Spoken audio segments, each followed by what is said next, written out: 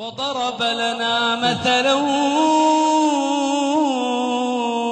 ونسي خلقا وضرب لنا مثلا ونسي خلقا قال من يحيي العظام وهي رميم قل يحييها الذي أنشأها أول مرة وهو بكل خلق عليم. سبحانه. فمن أجل ذلك يا إخواني حالنا مع الله عجيب.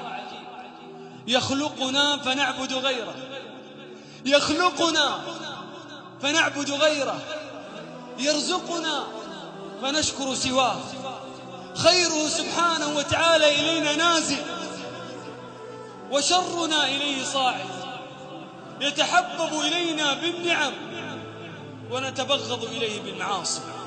يا أخوان يقول أحد السلف لو علم الناس عظمة الله ما عصوا الله وما قدروا الله حق قدره وما قدروا الله حق قدره والأرض جميعا قبضته يوم القيامة والسماوات مطويات بيمينه سبحانه وتعالى عما يشركون. العجيب انظر إلى المقارنة، أنت مخلوق ضعيف خلقك الله من نطفة، والله عز وجل هو الخالق العظيم الذي خلق كل شيء سبحانه وتعالى.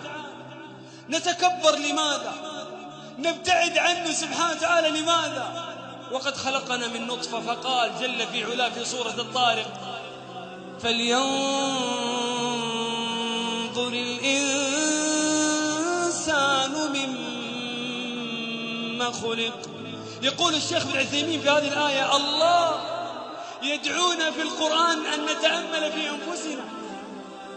فلينظر الإنسان مما خلق خلق من ماء دافق يخرج من بين الصلب والترائب إنه على رجعه لقادر. الله سبحانه وتعالى يقول في سورة الجاثية، بالله اسمع وتأمل، والله آية عظيمة. في سورة التغابن يقول سبحانه وتعالى خلق السماوات والأرض بالحق وصوركم فأحسن صوركم وإليه المصير.